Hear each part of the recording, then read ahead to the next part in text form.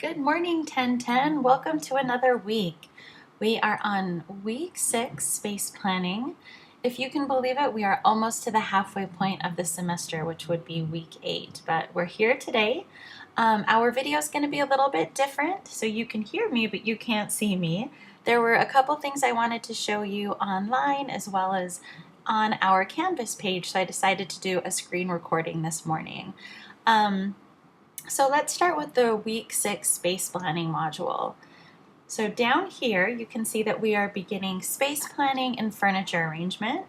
Typical to most weeks, you guys are going to have an intro that includes some reading. We're going to go through the design process with you. And you're going to have a few assignments this week that I wanted to make sure to go over with everybody. The floor plan critique as well as your floor plan, those will take some time. So I wanted to make sure you're not waiting until this time next Sunday to start those. Let me open those in new tabs so I can go through each one of those with you. So one of the big assignments that we'll be doing this week will be a floor plan. And I'm not going to go through every part of it. You'll have to go through your reading and read through this on your own. But I wanted to make sure that you don't use the plan from your client for this particular one. So we'll be doing that later in the semester. So for this one, you'll find another space and you'll be measuring it out and sending it over. And essentially, your rough draft can look something like this. We've got some furniture templates for you guys to use. Or you can sketch in the furniture, but it has to be to scale. So we're looking for either one of these. Similarly, your final draft, as you come down, should look something like this, okay? So it should be done on vellum. And before you turn this final in, there's a couple things that you should know. So first, you should put up your rough draft into the discussion for this week. So you'll be uploading your plans, I will be commenting on it, your peers will be commenting on it, so that before you get to this final draft right here, if there are any things that aren't working in your plan, you can correct that before you do the final, okay? So coming down a little bit further, I wanted to make sure that all of you guys are reading the rubrics for the grading in our assignments. So for the final, I want to make sure that you guys use standard clearances between furniture pieces, and that's a document that you can download and refer to. I'll show you that in just one moment. Executed neatly. This is really important. Straight edges and templates are used for all line work. So essentially what we're saying, don't freehand anything and don't use rulers and straight edges for the most part and then freehand a couple things. Sometimes it looks worse when you do that because you'll have a document that looks like this. It's really perfect. All the edges look nice. And then all of a sudden, I guess sometimes people just think, oh, I'm just going to freehand this one part in. You know, this isn't an example of that, but we've seen that, and it's really apparent when that happens, and so that can really bring down your grade. So make sure to use straight edges and templates for all line work, not most, but all. Elements and principles of design were incorporated into furniture placement. Again, that's from the reading, as well as a little handout that we've included for you this week. And plan is easily understandable. Items are labeled if they are not obvious. For example, you wouldn't need to label a sofa, but you would need to label a console table. Coming back up here in both of these plans, this is really apparent that it is a sofa and a love seat. But everything else essentially just turns into rectangles. So it's really up to you to let us know what all of these different rectangles are if it's not apparent. So there's console table, floor lamp, some art pieces. I would say even in this example, the bookshelves should be labeled because it's not apparent. This could be seating, they could be bookshelves. I'm not quite sure. So again, once everything starts to look like different size rectangles, it's important to label more. This is a good example of labeling. They're really thorough with everything that's on the plan because, again, there's not a lot of difference graphically between a clock, a mirror, and wall art. So it's good that they labeled each one. Let me come back up here to standard clearances. I have that document open for you guys, or at least I did. Sorry, let me download it again. Let's go to this clearances handout. Hopefully my computer, oh, I have like 3 copies of it now. My computer is having a hard time with Microsoft Word earlier. I think since it's a Mac, it's like, nope, I'm not opening any Word documents right now. So while that loads up, let me come back up here to the top and let's talk about another portion of doing your floor plans. You'll see that we have a discussion this week, and it's the floor plan critique. So this is why I said to make sure that you don't wait until next Sunday to get started on this, because I want you guys to do a rough draft of your floor plan, and I want you to upload it to the discussion, and you'll receive 5 points for loading your assignment, and then 5 points for critiquing and leaving a meaningful comment on someone else's rough draft. So in case you notice something that might not be working well on someone else's plan, something they might be deducted for, this would be a good place to let them know. Similarly, if you see something that is working really well, take the time to let them know and compliment the work that they're doing too. Also, as the week goes on, if I notice anything that's being posted that might result in a deduction or something that's working quite well, I will also let you know. Now, please remember that this is a rough draft, so they won't be, the perfect final version. And so between this discussion and the final, it's really up to you to make sure that you read through the rubric and really remember that it's executed neatly, and then everything is straight and neat for all of your line work. Okay, don't want to lose anything there. Let me come here to the standard clearances handout, and hopefully it won't. See, it's having a hard time, so sorry you have to see all of my messy stuff in the background, but let's try.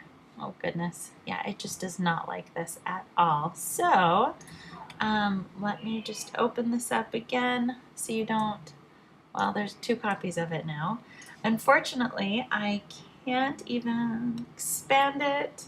I can, maybe. Okay, let me fill up my screen. And then let's zoom in a little bit more so you can really see this on your screen. Okay, standard clearances for space planning. Again, this document is available to everybody. It's loaded on Canvas. Make sure that your traffic aisles is about 4 to 6 feet. That will let people get through your space and also walk by each other. Halls, minimum of 3 feet.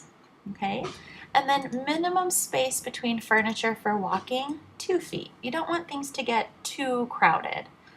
Okay, again, read through this thoroughly later. I just wanted to make sure you guys know that it exists and that you refer to it. So, yeah, come back to the standard clearances, and that should help us. Okay, and again, standard clearances, that's worth 10 points. So I will be scanning your plans to make sure you have kept all of those standard clearances between furniture pieces. All right, so coming back to our module, there is some reading this week as well as a quiz. So let me come back over here. So make sure that before you start your quiz to go ahead and do that reading so that you're prepared for that. I hope all of you guys have a copy of your book by now. Since it's week 6, as I mentioned, we're already almost halfway through, and there will be more reading, and so you'll need that to make sure you can get all of the content in this course. The last thing that I wanted to mention for this week is that starting on Monday, it is Salt Lake Design Week, and it is one of my favorite weeks of the year. And there's a lot of fun things going on around town that I'd like to tell you about because they are extra credit opportunities. So, for example, every day there's something going on. And if you wanted to check out the schedule, it's just right up here. It's sldesignweek.org. And I'll post a link to this on our Canvas page too. I'll put it on under announcements. But a few events of note. On Tuesday evening, Karen Cahoon will be speaking. And again, I'm going to open this in a new tab so I can come back here. It's going to be from 6 to 8 p.m. and it's downtown at it's at City Home Collective. And that's on 645 East South Temple. And tickets are $5. They charge for these events now only because they have them catered. And more than anything, it's crowd control. They want to make sure that if people get tickets, they're coming to the event. A lot of times people will purchase a ticket or at least reserve a free ticket and then not go. So this will ensure that the people who are getting tickets will be there. It's definitely worth the $5, especially if you are thinking about a career in interior design. She has grown up in Salt Lake, studied and practiced all throughout the nation. And so I think that it would be really inspiring for everybody to see. So there's kind of an open house at 6 p.m. and then at 7 p.m. is when the presenter goes on, and about a 15-minute discussion. So if there's any questions that pop up, this is a great time to ask somebody in our field. So again, great extra credit opportunity. And again, that's on Tuesday. Skipping down towards the week, I wanted to show you guys that just about every day in Design Week there are studio tours. But in particular on Wednesday has the majority of the different architecture and interior design firms. So from 4:30 to 6:30, you can go all around town and check out all of these different architecture and interior design firms. And I would say do some research before you go. Hop on Instagram, Facebook, get familiar with their work. All of these firms here have an interior design team. And I'm going to let you guys research that. I could talk about all these firms all day, but I really do love all of their work. Lloyd does amazing work all around town, and they were named Utah Firm of the Year by Women in Architecture.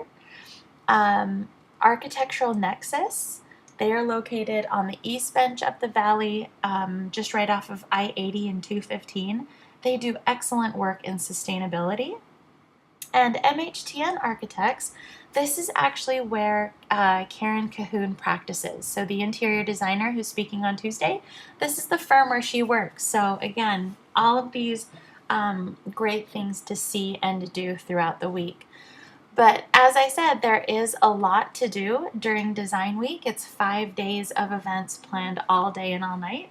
If you're able to make it to any of them, again, I'll be offering extra credit. I love seeing our students get involved in our design community, and it's really inspiring. Last event that I want to talk about, which is on Thursday night. This is an incredible event, especially if you are going to be staying in the interior design program. Every 2 years, there is something called the Fashion Remix, where a team of architects, interior designers, and fashion designers come together with a rep in the field of any sort of building textile. It could be carpet, it could be tile. We've seen people use shades, curtains, and they make incredible fashion.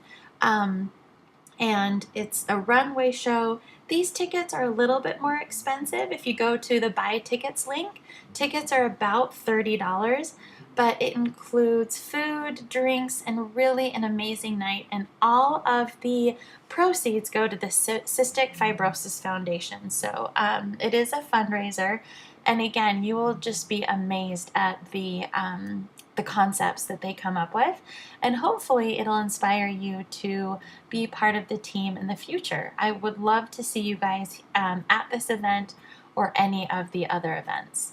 So with that, I'm going to go ahead and let you guys move on to week 6 space planning. I really hope you guys are enjoying the course. Again, I don't see you guys in person, but I would love to meet you if you ever wanted to stop in and say hi during my office hours. I'm on campus just about every day of the week at different times, and I have those posted. But I hope you're enjoying your semester. Again, we're halfway through. So keep doing the excellent work that you're doing, and if you're looking for some inspiration, Design Week is a great place to do it. If you're still interested in joining the Interior Design Club, there's still time to do that. We have another fun tour scheduled for October. We're going to go see the Utah State Capitol and the beautiful O.C. Tanner store, which used to be the Clark Planetarium and the Salt Lake Main Library. It's just across the street from City Creek.